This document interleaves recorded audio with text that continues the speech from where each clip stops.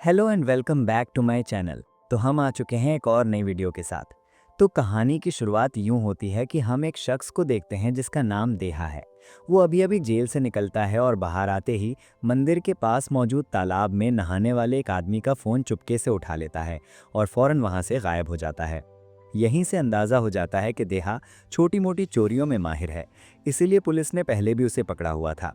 Phone से SIM निकालकर वो इधर उधर वक्त गुजारने लगता है और शाम होते ही फिल्म देखने निकल पड़ता है। मगर आधी फिल्म ही उसे बोर लगती है तो वो सिनेमा हॉल से बाहर आ जाता है। बाहर आकर उसे पार्किंग में एक बाइक नज़र आती है जिसमें अब भी चाबी लगी होती है, तो वो मौका देखकर बाइक ले उड़ता है। कुछ फासले तय करने के बाद वो नंबर प्लेट भी बदल देता है ताकि कोई पहचान ना सके। फिर वो उसी बाइक पर एक गांव पहुंचता है जिसका नाम नागरकुल था।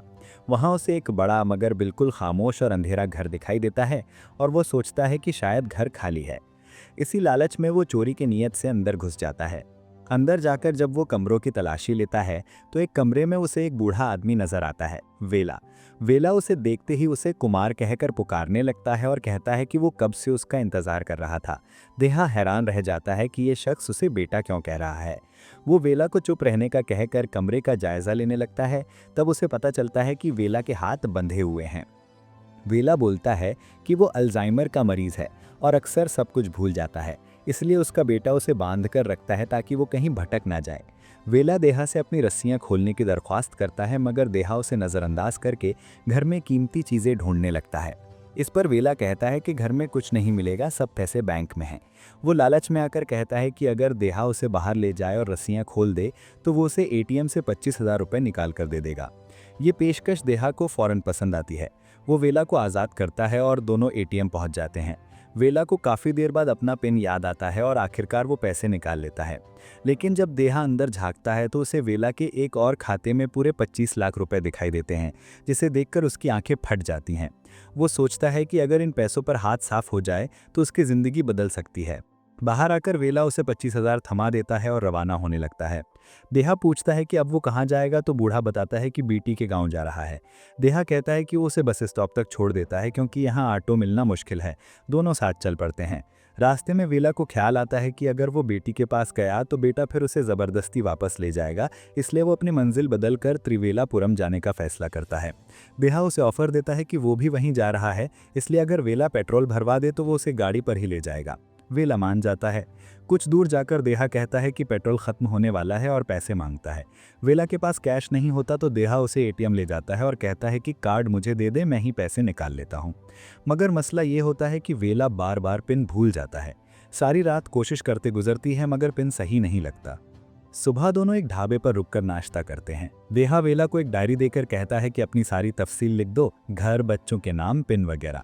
वेला सब कुछ लिख देता है, मगर जब देहा वो पिन इस्तेमाल करता है तो फिर गलत निकलता है। अचानक देहा देखता है कि वेला ढाबे से गायब है। वो फौरन उसे एक बस में सवार होते देख लेता है और भागकर बस में चढ़ जाता है। वो वेला से कहता है कि हम तो और जगह जा रहे थे, मगर वेला उसे पहचानने से ही इनकार कर देता है। बस के लोग समझते हैं कि देहा शायद बूढ़े को अगवा कर रहा है और कंडक्टर बस सीधी थाने की तरफ मोड़ने लगता है। देहा घबरा कर कहता है कि वेला की जेब में डायरी है, उस पर मेरा नंबर लिखा है। कंडक्टर कॉल करता है और वही नंबर देहा का निकलता है। तब वेला की यादाश्त वापस आती है और वो उसे पहचान लेता है। फिर दोनों दोबारा बाइक पर सफ़र शुरू करते हैं। गर्मी ज़्यादा होने की वजह से वेला तजवीज़ देता है कि हाईवे छोड़कर गांव के रास्ते से चलते हैं। जैसे ही वो गांव के अंदर जाते हैं, आगे उन्हें एक बकरी वाला मिलता है। देहा जानबूझकर एक बकरी से टक्कर मार देता है, जिसका असल मकसद हमें बाद में पता चलता है। बकरी वाला शोर मचाता है कि उसकी बकरी मर गई, बदले में 3,000 रुपये मांगता है। देहा पहले 2,000 देने की बात करता है, मगर वेला उसे लड़ाई ना करने का कहकर 3,000 देने को कहता है। देहा कहता है कि उसके पास पैसे नहीं हैं, इसलिए वेला एटीएम कार्ड पकड़ा देता है और पिन बता देता है। इस बार देहा का पिन लग जाता है, मगर जब वो बैलेंस चेक करता है तो खाते में सिर्फ 8,000 रुपये बचे होते हैं। वो हैरान रह जाता है कि जो 25 लाख उसने कल देखे थे वो कहाँ गायब हो गए। वो दिल पर पत्थर रखकर वापस जाता है और बकरी वालों को पैसे देने लगता है, मगर साथ में झूठ बोल देता है कि वेला उसका बाप है और एक पुलिस इंस्पेक्टर है जो छुट्टियों में यहाँ आया है। पुलिस का नाम सुनते ही गांव वाले डर जाते हैं और कहते हैं कि हम पैसे नहीं लेंगे, आपने तो हमें दवाई भी बताई थी। वो पैसे वापस कर देते हैं। उसी दौरान देहा देखता है कि वेला के पर्स में 2 एटीएम कार्ड हैं और तब उसे समझ आता है कि 25 लाख वाली रकम दूसरे खाते में पड़ी है। अब देहा की लालच फिर जाग उठती है। और वो सोचने लगता है कि इस दूसरे कार्ड और इसके पिन तक कैसे पहुंचा जाए। जिस थिएटर के बाहर से देहा ने बाइक चोरी की थी वहां अब शोर मचा हुआ है। बाइक के मालिक, जो कि एक बड़े नेता का बेटा निकलता है, सीधा थाने जाकर शिकायत दर्ज करवा देता है।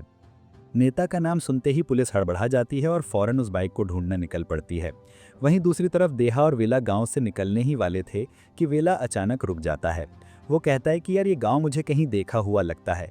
यहाँ मेरा एक दोस्त रहता था, सुब्रमण्यम, जो इलेक्ट्रिक डिपार्टमेंट में काम करता था। तुम जाकर उसके बारे में पूछो। देहा पास वाली दुकान पर जाता है और सुब्रमण्यम के बारे में पूछता है, मगर दुकानदार बताता है कि यहाँ एक आदमी है, मगर उसका नाम श्रीनिवासन है। देहा वापस आकर बताता है तो वेला को बात ठीक नहीं लगती। दोनों एक लॉज में रुक जाते हैं और शराब पीना शुरू करते हैं। पीते पीते देहा अपना पूरा दिल खोल देता है, क्यों चोरी करता है, कैसी जिंदगी गुजारी, सब कुछ। फिर कमरे से बाहर आकर देहा अपने दोस्त गणेश को कॉल करता है और बताता है कि उसे एक ऐसा बूढ़ा मिला है जिसके दूसरे अकाउंट में पूरे 25 लाख रुपए हैं, बस उसका असली एटीएम पिन चाहिए। गणेश खुश होकर कहता है कि ये तो बहुत बड़ा हाथ है, तो इसके कार्ड की फ़ोटो भेजते, मैं डुप्लीकेट बनवाकर बंदे भेजता हूँ। देहा चुपके से कार्ड की फ़ोटो लेकर गणेश को भेज देता है और सो जाता है। अगली सुबह दोनों फिर सफ़र शुरू करते हैं। थोड़ी देर बाद वेला देहा को पहचानना भूल जाता है, मगर देहा फिर उसे सब समझा देता है। रास्ते में बाइक पंक्चर हो जाती है। देहा पंक्चर बनवा रहा होता है कि गणेश का फ़ोन आता है। मैंने 2 आदमियों को डुप्लीकेट एटीएम देकर भेज दिया है, वो थोड़ी देर में पहुंच जाएंगे। 2 आदमी आते हैं, कार्ड पकड़ा देते हैं और चलते बनते हैं। देहा कार्ड लेकर वेला के पास जाता है, लेकिन देखता है कि वेला गाँव के लड़कों से झगड़ रहा है। हुआ ये कि वो कैरम खेल रहे थे, वेला भी बैठ गया और 10,000 रुपये हार गया। देहा लड़ाई करने लगता है, मगर वेला बात संभाल लेता है, पैसे देता है और दोनों वहां से निकल जाते हैं। आगे चलकर दोनों एक आश्रम पहुंचते हैं। यही वो जगह थी जहां वेला का पुराना दोस्त रहता था। दोस्त उसे देखकर खुश हो जाता है। वेला वॉशरूम जाता है, तब देहा उस दोस्त से असल बात पूछता है कि वेला का बेटा कुमार कहाँ है। वो बताता है, वेला का कोई बेटा नहीं, उसकी बीवी मर चुकी है। कुमार तो मेरा बेटा है, जिसे वेला अपने बेटे की तरह चाहता था। अगर वेला को मेरी बेटी से मिलना है तो उसे पास के गांव ले जाओ। देहा अंदर जाकर कहता है कि चलें सर, वापस चलते हैं, मगर वेला कहता है कि यहाँ के मंदिर तो देख लें। दोनों मंदिर में जाते हैं और एक कमरे में बैठकर बात करने लगते हैं। वहीं वेला बताता है कि इस गांव में उसका एक और दोस्त रहता था, श्रीधर, जिससे उसकी लड़ाई हो गई थी, मगर अब वो बहुत बड़ा बिजनेसमैन है। वेला उसका नंबर मांगता है तो देहा सीधा श्रीधर की दुकान पर पहुंचता है, थोड़े कपड़े ट्राई करता है और स्टाफ से झूठ बोलकर फ़ोन नंबर ले आता है। वेला बहुत खुश होता है और कहता है बाद में बात कर लूँगा। दूसरी तरफ सीन शिफ्ट होता है फरीदा, पुलिस इंस्पेक्टर की तरफ। वो उसी घर में मर्डर केस इन्वेस्टिगेट कर रही है जहां देहा चोरी करने आया था। उसे पता चलता है कि 2 और कत्ल भी हुए हैं, जिनमें से एक तिरुविल्यमपुरम में है, और वो कोई और नहीं, श्रीधर था। कल देहा ने उसका नंबर वेला को दिया और आज वो मर गया। फरीदा को शक है कि कातिल वही है जिसके पास श्रीधर का फ़ोन है और वो मुसलसल सफ़र कर रहा है। इधर वेला और देहा एक नए गांव पहुंचते हैं।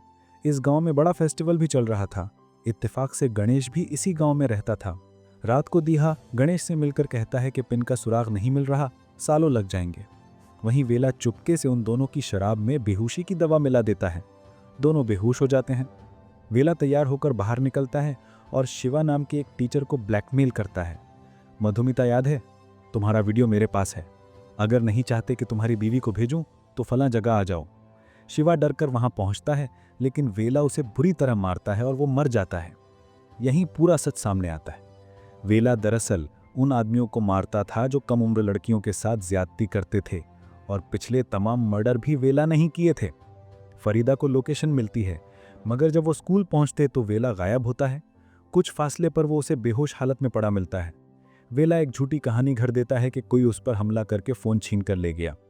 बाद में देहा उसे आराम कराता है, मगर फिर उसे अपने गांव ले जाने का फैसला करता है। घर पहुंचकर देहा की माँ उसे देखकर नाराज होती है। अब कौन सा कांड करके आया है, वो वेला को देखकर उसके बारे में पूछती है। जैसे ही वेला देहा के घर में लगी शादी की तस्वीर को घूरता है, देहा की माँ अंदर आती है और पूछती है, ये मेरी शादी की फ़ोटो है, आप इसे इतनी देर से क्यों देख रहे हैं? वेला आहिस्ता से जवाब देता है, नीचे तारीख लिखी है 17 अप्रैल। मेरी शादी भी इसी तारीख को हुई थी और इसी दिन मेरी बीवी का बर्थडे भी होता था। ये सुनते ही वेला अपनी बीवी की बातें याद करने लगता है और कहानी हमें फ्लैशबैक में ले जाती है। वेला बताता है कि उसने लव मैरिज की थी। उसकी बीवी ने उसके लिए अपना पूरा घर छोड़ दिया था। वो पेशे से साइकेट्रिस्ट थी जो बच्चों की काउंसलिंग किया करती थी। एक दिन उसके पास मधुमिता नाम की लड़की आती है। लड़की रो रो कर बताती है कि उसके स्कूल के टीचर शिवा ने उसके साथ धोखा किया, वीडियो बनाई और अब उसे ब्लैकमेल कर रहा है। सिर्फ यही नहीं, वो शिवा दूसरों लड़कियों को भी हरास कर रहा था, जिसकी वजह से मधुमिता की दोस्तों की जिंदगी भी बर्बाद हो रही थी। वेला उसे बहुत समझाती है, मगर अगले ही दिन खबर मिलती है कि मधुमिता ने खुदकुशी कर ली। ये झटका वो बर्दाश्त नहीं कर पाती। आहिस्ता आहिस्ता वो डिप्रेशन में चली जाती है। फिर उस पर अल्जाइमर्स का भी असर होने लगता है। वो चीज़ें भूलने लगती है, बातों में तसलसल नहीं रहता। जब शिवा के खिलाफ कोर्ट केस चलता है, उसे स्टेटमेंट के लिए बुलाया जाता है, मगर बीमारी की वजह से वो सही गवाही नहीं दे पाती। वो खुद को कसूरवार समझने लगती है। फिर एक दिन वो अपनी पूरी हकीकत एक डायरी में लिखकर वेला को देती है और आखिरी बार कहती है, मधुमिता के साथ जिसने गलत किया उसे जिंदा मत छोड़ना। अगले ही दिन वो खुद भी जिंदगी से हार जाती है। ये लम्हा वेला की जिंदगी तोड़ कर रख देता है। उसी दिन उसने फैसला कर लिया कि ऐसे दरिंदों को वो कभी नहीं छोड़ेगा। और अब उसके लिस्ट में आखिरी आदमी बचा है अरुण, जो बच्चों को अगवा करके मार्केट में सप्लाई करता था। कहानी वापस प्रेजेंट में आती है। दीहा और वेला बाइक पर गांव निकल पड़ते हैं। रास्ते में वेला कहता है, यार इतने दिन बाद अपने गांव आए हो, अपनी माँ के पास रुक जाओ। दीहा मुस्कुरा कर कहता है, नहीं सर, आपके साथ मज़ा आ रहा है। आपको छोड़कर आऊँगा, फिर वापस आ जाऊँगा। और मैंने फैसला किया है, अब मैं आपसे चोरी नहीं करूँगा। इतने में दीहा की माँ का फ़ोन आता है, बेटा घर में 10 लाख का एक चेक रखा हुआ है, ये किसने रखा है? दीहा चौंक जाता है, बाइक रोककर पूछता है, सर ये चेक आपने रखा है ना? वेला कुछ देर खामोश रहता है, फिर कहता है, मेरे पास मेरी कोई औलाद नहीं है, मैं इन पैसों का क्या करूं? तुम अच्छी ज़िंदगी जियो और चाहो तो कोई छोटा बिजनेस शुरू कर लेना। दीहा खुश हो जाता है। वो दोनों आगे चलकर एक होटल में रुकते हैं। यही वो जगह थी जहां अरुण आने वाला था। वेला वॉशरूम में छुपकर शिवा के फ़ोन से अरुण को मैसेज करता है, हेलो, मुझे एक छोटी लड़की चाहिए, कहाँ आऊँ? इसी दौरान फूड डिलीवरी वाला आता है। दीहा खाने के पैसे देने के लिए वेला का पर्स खोलता है तो अंदर से बहुत सारे सिम कार्ड ज़मीन पर गिर जाते हैं। उसके दिल में शक पैदा होता है। वो खामोशी से अपना मोबाइल एक कोने में ऑन करके वीडियो रिकॉर्ड पर रख देता है और बाहर निकल जाता है। कुछ देर बाद जब वापस आता है तो वेला शराब लिए बैठा होता है। दीहा फ़ोन उठाकर बाहर जाकर वीडियो चेक करता है और उसमें साफ दिखता है कि वेला शराब में बेहोशी की दवा मिला रहा है। दीहा समझ जाता है कि वो रोज़ उसी दवा के बाद बेहोश होता था और वेला तब अपने मिशन पर निकल जाता था। दीहा वापस जाकर बेहोशी का ड्रामा करता है। वेला उसे बेहोश समझकर बाहर निकल जाता है, जबकि दीहा पूरी सच्चाई जान चुका था। दीहा वेला का पीछा करने लगता है। पीछे चलते हुए उसके जहन में सिर्फ एक ही बात घूम रही थी, मैं वेला को कितना अच्छा इंसान समझता था, मगर ये तो कितनी घटिया हरकतें करता है। वेला उस जगह पहुंचकर अरुण का इंतजार करता है, मगर जब अरुण नहीं आता तो वो वापस मुड़ने लगता है। इधर दीहा उससे पहले कमरे में लौट आता है और पहले की तरह सो जाने का नाटक करने लगता है। वेला आकर खामोशी से लेट जाता है। कमरे में गणेश आता है। दीहा फौरन उसे पूरी कहानी सुनाने लगता है कि मैं वेला को कितना अच्छा इंसान समझता था, लेकिन ये तो लड़कियों के साथ घटिया हरकतें करता है। गणेश फौरन कहता है, काम करते हैं, इसे अपने गेस्ट हाउस ले चलते हैं, वहीं इसकी धुलाई करेंगे। दीहा को बात ठीक लगती है। वो वीला को गणेश की गाड़ियां बिठाकर कहता है, सर आप गणेश के साथ चलें, मैं ड्रिंक लेकर आता हूँ। वीला शक किए बगैर चल पड़ता है, मगर पूरा रास्ता पीछे देखता रहता है। दीहा कहीं नजर नहीं आता। गणेश उसको तसल्ली देता है, सर वो आ जाएगा। वीला गाड़ी में पड़ी एक कीचेन देखता है जो उसने अरुण की डीपी में भी देखी थी। शक पक्का करने के लिए वरुण को कॉल करता है। कॉल गणेश उठाता है। गणेश हंसते हुए कहता है, वाह बड़ू, मुझे पहचानने में ज़्यादा टाइम नहीं लगाया। हाँ, मेरा ही दूसरा नाम अरुण है और मैं ही लड़कियों की स्मगलिंग करता हूँ।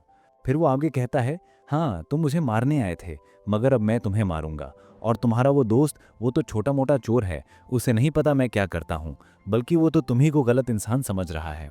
इतने में वीला उस पर हमला कर देता है। दोनों में ज़बरदस्त फाइट शुरू हो जाती है। गणेश ज़्यादा ताकतवर निकलता है, वीला को बांध देता है और कुर्सी पर बिठा देता है। इसी वक्त दीहा आ जाता है। गणेश उससे पूछता है, बताओ इसका क्या करें? दीहा खामोशी से वीला के हाथ पैर खोल देता है।